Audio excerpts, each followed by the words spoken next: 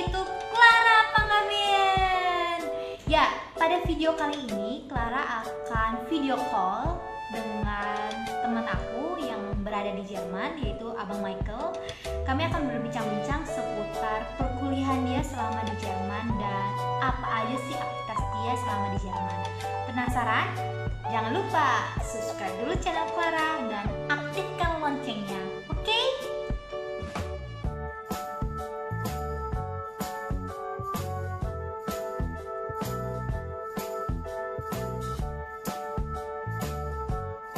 Halo Bang Michael. Halo, guten Tag, wie geht's dir? Good, dan Masa Jerman nih? enggak bisa. Cuma sedikit-sedikit doang. Baik ya kabar di sana ya. Lagi di mana nih sekarang? Lagi di rumah biasa. Kan nggak boleh keluar-keluar. Paling ya kalau keluar kalau belanja, kalau mau jogging, kita jogging masih boleh. Terus ya kalau yang penting aja deh, kalau nggak penting. Jadi di sana itu memang lockdown atau gimana? Sebenarnya lockdown itu definisinya gimana dulu nih? Karena kan di Indonesia nih kadang-kadang susahnya mereka lockdown tapi nggak ngerti definisinya. Sebenarnya mungkin lebih kayak PSBB ya kalau di sini. Tapi maksimal 2 orang keluar, terus dan 1 alamat gitu. Jadi kalau mau lebih dari 2 orang boleh, tapi 1 alamat. Oh, nanti dilihat KTP-nya gitu ya? Iya, polisi. KTP-nya. Jadi kalau emang kita beda alamat ya kena denda. Dendanya gede. Oh gitu ya. Mumpung lagi video call nih, aku mau tanya-tanya sama Abang. Abang kan sekarang lagi di Jerman nih posisinya kan, dan sudah lulus S2. Aku mau tanya-tanya buat teman-teman juga nih, sharing-sharing nanti di buat permisa yang ada di YouTube channel aku. Bagaimana sih kok Abang bisa sampai di Jerman, terus S2 di sana gitu kan, lulus dengan berapa tahun Abang waktu itu? Lulus 1,5 1,5 ya? Di 6 bulan berikutnya kayak seolah-olah kayak 2 tahun. Gimana tuh Bang? Bedanya tuh kayak Pengalamannya? pengalamannya tuh yang pertama nggak sengaja. Jadi waktu itu puji Tuhan tuh sebenarnya IP gue di S1 tuh nggak tinggi-tinggi banget ya, karena mungkin ya biasa lah cowok nggak fokus kan ngapain. Tapi puji Tuhannya malah belum sudah S1 itu kan terima di salah satu bank asing swasta di Indonesia. Dan itu bukan gue yang ngelamar, mereka yang datang. Terus gue disuruh diminta lah kontak-kontak gue, emailnya segala macam gitu kan. Nah setelah itu ya udah berjalan lah, gue kerja. Nah tiba-tiba entah kenapa pas buka-buka gitu pengen kuliah ke Jerman, tadinya mau pakai bahasa Jerman sebenarnya. Cuman setelah dipikir-pikir, wah waktunya bahaya nih. Waktu gini, soalnya kan waktu itu umur gue udah 28 itu berarti umur gue 18 kuliah, gue lulus tuh berarti 2021, umur gue udah 21, 22 gitu. Jadi kalau belajar bahasa Jerman lagi mungkin butuh waktu 3 tahunan, karena kan dia kuliah ya, bahasa cuma sekedar bisa. Jadi kamu mesti bikin paper, bikin apa, semua outreach kan susah. Jadi akhirnya gue bikin bahasa Inggris saja. Nah setelah dibandingin harganya jauh banget bedanya. Kalau kita bandingin kayak di Inggris, di Amerika itu MM-an semua. Kalau di sini kemarin zaman gue itu 200 jutaan gitu, bisa 3 kali bayar. Tapi itu sebenarnya bukan swasta, gue tetap di yang negeri. Cuman kenapa bisa murah, tanda kutip murah? Karena Jermannya udah pakai subsidi gitu loh, makanya segitu. Tapi kalau kita yang kuliahnya bahasa Jerman, kemungkinan besar bisa gratis. Cuma kan untuk gua posisinya berbeda karena gua udah kerja dan mikir umur juga kan. Karena kalau les bahasa Jerman lagi 3 tahun terus kuliah lagi, kapan lulusnya, belum cari kerja lagi.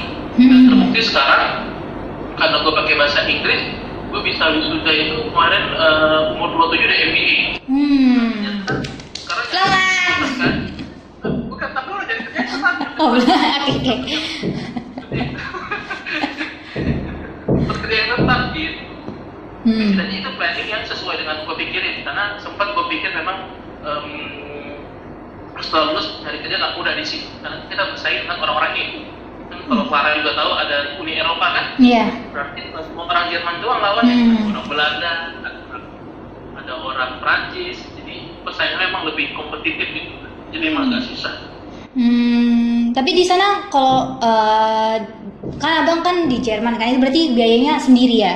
biaya sendiri. Tapi kalau misalkan tuh biaya sendiri, apakah ada dari universitasnya juga menyediakan beasiswa gitu? Walaupun kan biayanya memang sendiri, tapi dia mensubsidikan dari universitasnya gitu atau dari suatu perusahaan gitu untuk meringankan lagi. Moga-moga gua salah ya. Jadi kita pertimbangannya kalau ngambil beasiswa itu setelah lulus mesti pulang langsung ke Indo.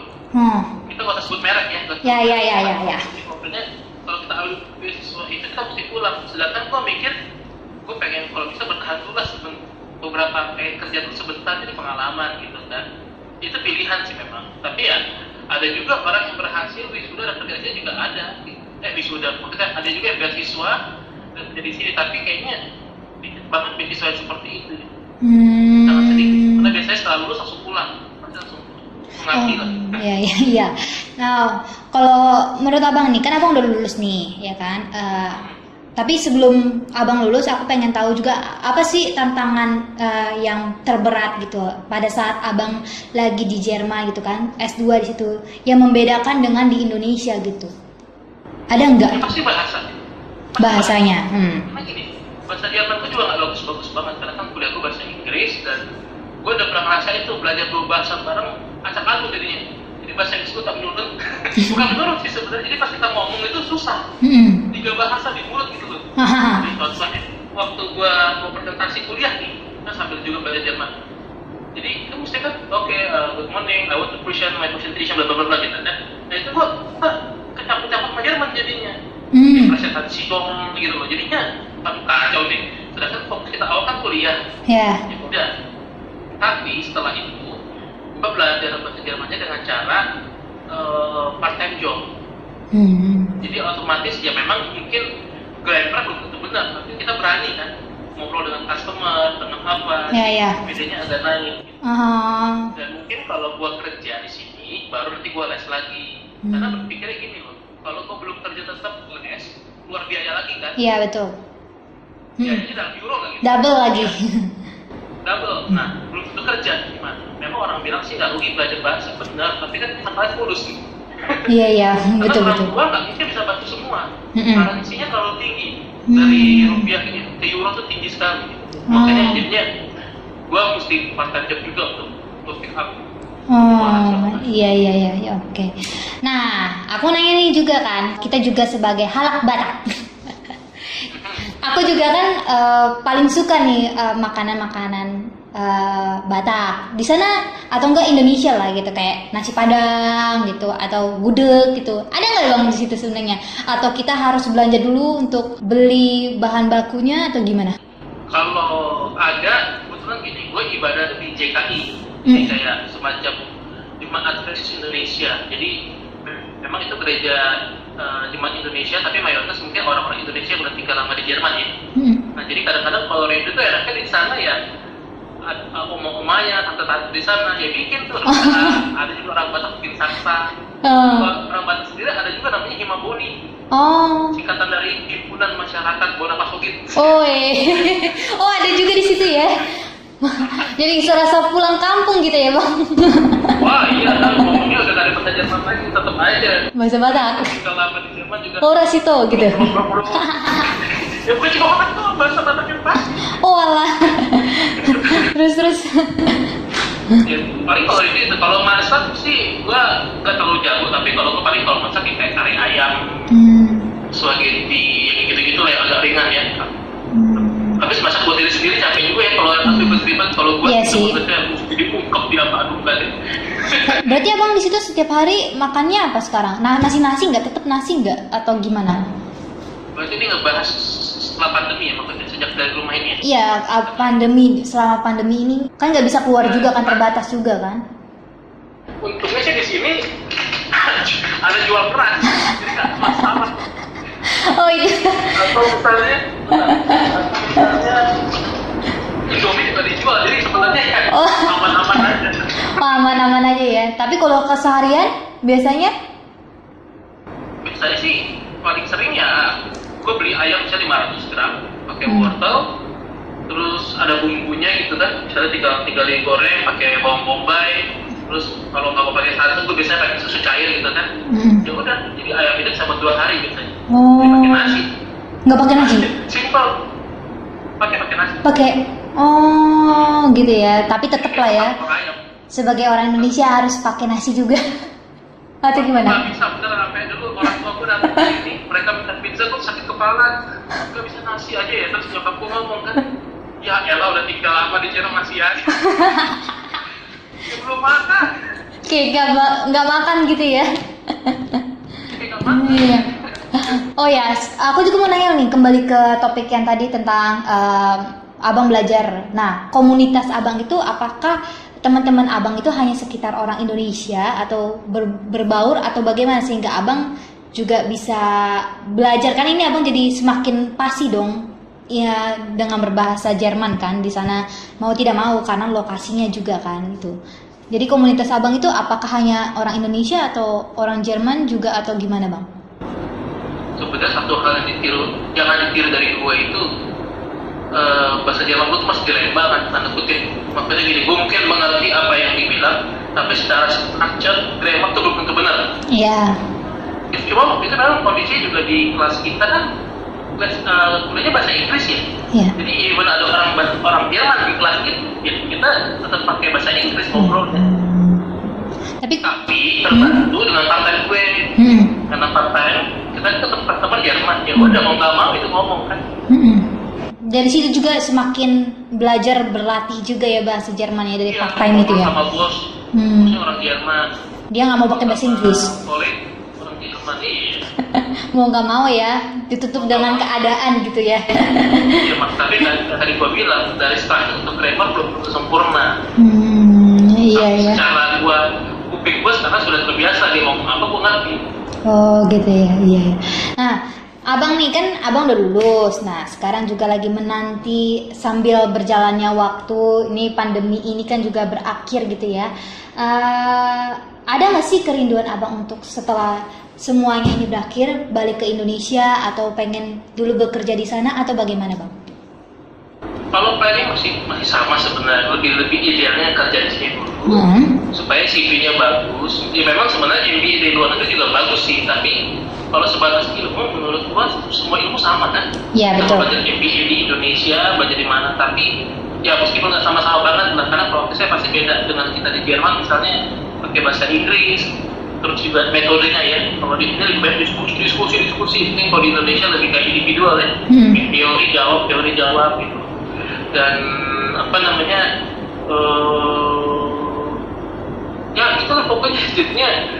Masih mau cari pengalaman dulu lah ya di sana ya. Iya. Sebaiknya. Tapi kita lihat nanti, karena gue pribadi tuh tipe orang yang nggak bisa diem. Makanya gini, nyanyi gitu misalnya aja dia hobi nyanyi, setelah lu kuliah dia udah males, udah aku mau fokus. Nah kalau gue tuh nggak bisa, bukan berarti gue nggak fokus sama yang lamaran kerja gue, enggak. Kalau gue mikir gue jangan nyanyi dulu dua-duanya. Jadi gue apply sini, gue usaha nyanyi, gue apply sini, gue usaha nyanyi. Ya kalau Tuhan kasih yang mana kita ambil gitu aja. Jadi nggak menutup apa namanya, membatasi diri gitu. Meskipun terlihatnya orang lihat gue sering nyanyi, karena kan nggak mungkin gue lamaran di YouTube kan, kan gue lagi ngelamar nih. Oh iya, ngomong-ngomong nyanyi nih aku juga lihat nih abang kan suka nyanyi ya. Ada nggak sih berkeinginan untuk ngerilis lagu yang terbaru lagi kan kemarin udah tuh ada nih. Wih 30 Mei wih 30 Mei atau April 30 Mei. Wih, pertimbangannya kalau April masih suasana Ramadan jadi nggak pas kalau keluar sih. coba bisa ceritakan lah bang sedikit aja cluenya biar teman-teman bisa tahu. Tapi jangan nyanyiin ya. Ya enggak, aku nggak minta nyanyiin. Maksudnya cerita dari lagu itu mengisahkan tentang apa gitu. Jadi sebenarnya lagu ciptaan gue tuh udah lumayan banyak. Cuma karena kita indie nggak bisa memproduksi semua karena biaya segala macam. Justru lagu yang terakhir ini adalah lagu yang benar-benar baru diciptain, baru dibanding yang lain. Justru gue pilih lagu ini yang paling baru karena lagi sesuai dengan isi hati. Cih, apa tuh? Tapi ini lagu sebenarnya bahagia sih sebenarnya, nggak lagu sedih. Jadi di sini tuh juga berpikir janganlah lagu patah hati mulu. Jadi kita bikin lagu yang bisa aja tetap romantis, tapi dibalut dengan ada rasa-rasa senangnya. Jadi lagu ini sebenarnya terinspirasi dari, bukan terinspirasi lah, kalau kita lagu ini memang gue buat khusus buat pacar gitu. Nah, terus. Yang intinya memang kita pacaran udah hampir 3 tahun nih, September mungkin 3 tahun. Kan dari satu terus. Aduh, kok lupa sih. Kacau. 3 tahun kan aku salah ngomong. Oh. Sekarang masih 2,5 lah ya, 2,5. Lagu ini intinya menceritakan bahwa terima kasih karena sudah selalu ada bersama gua gitu dalam waktu ini, dan gua pengen kamu menjadi pendamping hidupku gitu loh. Terus kayak gua ngajak nikah gitu, lebih ke situ sih. Wih, berarti si kakak kan orang Indonesia ya? Tapi di sana ya. Bagus juga. Cinta Indonesia, cinta produk-produk Indonesia. Tapi ya kita doakan lah ya, semoga semua rencana abang, planning abang, dan terutama juga yang akan singlenya keluar itu semuanya berhasil, sukses ya. Pendengar-pendengar akan mendengarkan, termasuk ini yang denger di channelnya Clara. Nanti aku masukin juga linknya abang di bawah deskripsinya aku. Untung banget, karena kan udah banyak banget lagu-lagunya. Ada lagu Batak, lagu Indo, subscriber juga walaupun ini gue yakin banyak sebenarnya. Nah iya, kapan-kapan berarti abang yang harus wawancarain gue. Kalau aku nanti lebih duluan mungkin rilis di awal bulan Mei ya. Nanti gue yang mesti bayar, mesti interview dulu. Kapan rilisnya? Aku tanggal 4 nanti rilisnya, tanggal 4. Oke, minggu depan di YouTube gue. Iya. Nah, apa nih harapan abang mungkin buat kawan-kawan yang terinspirasi dari abang yang ingin berkuliah atau bekerja di luar negeri? Apa tuh harapan dan pendapat abang yang bisa dilakukan oleh teman-teman kita? Oke, kalau pendapat gue sih satu hal gitu. Saat kita pengen pulang ke luar negeri, harus langsung dipikirin pengen kerja di mana dulu. Ini penting sebenarnya. Kenapa? Karena gini, kayak di Jerman, kalau kalian pengen S1 di Jerman, itu waktunya akan lebih sedikit berkorban kalian, karena lebih sacrifice sedikit. Kenapa? Lulus SMA kita anggaplah 18 tahun ya. 18 tahun kalian kelas Jerman dulu, 18 tahun sampai 2 tahun, nanti umurnya 20. Setelah kalian selesai Jerman 20, kalian gak langsung ke universitas. Kalian mesti masuk ke student college. Student college itu setara SMA, tapi semuanya bahasa Jerman. Nah biasanya itu setahun ke 2 tahun, berarti 20 tambah 1, anggaplah setahun cepatnya 21. Ditambah 4 tahun kuliah, 25, itu paling cepat. Kalau kalian pulang ke Indonesia dengan S1 ke 25 kayaknya berat kan? Iya betul. Nah makanya ini penting sebenarnya. Penting banget. Kalau kalian pengen istilahnya kayak, oke deh gue mau in between, bisa di Indonesia, bisa di Jerman, bisa di Amerika misalnya. Ya udah, kalau emang in between ya sebanyak aja di luar negeri. Karena S2 gak ada buahnya. Banyak orang udah 40 baru S2. Iya kan? Ada pegawai-pegawai yang pengen di top level, dia baru ngambil S2. Jadi saranku sih itu, make sure dulu setelah ngambil itu pengen jadi mana. Ini penting banget karena gue sayang. Banyak juga orang udah S1 di sana lama, jadi 27 baru lulus. Karena memang bahasa asing yang kita pakai wajar-wajar aja pada lama. Terus dia pulang ke Indo tuh bingung. Orang mikirnya kan, oke, lu tadi Jerman, tapi lu 27 masih S1. Iya. Itu yang menurut gue masih kurang di Indo. Karena di Jerman tuh gak ada ditanya umur tuh 21, mesti jadi gak ada. Karena ya udah gak marah, dikasih, kalau emang di-qualify ya masuk. Itu sih masih kadang-kadang gue bingung ada pembatasan di sana ini. Kayak IPK 3 misalnya ya. Di Jerman itu kayak gitu paling 10%. 90% dari tadi IP-nya berapa? Karena bagi mereka yang penting itu ijazahnya dulu, kalau misalnya pintar atau enggak bisa dites kan. Karena banyak orang teorinya pintar, pada saat di praktek nggak terlalu fleksibel.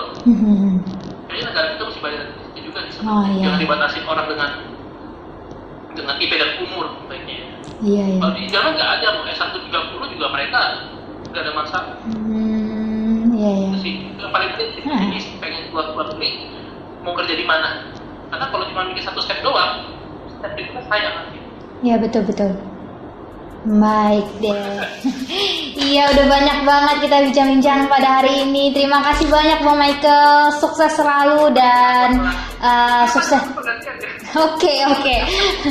Sukses juga untuk singlenya nanti yang akan dikeluarkan tanggal 30 Mei. Jangan lupa nanti aku masukkan ke deskripsi aku channel YouTube-nya Bang Michael ya. Sukses selalu. Salam buat Kak Ruth dan saudara-saudara semuanya yang ada di sana.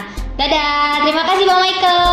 Ya, terima kasih. God bless.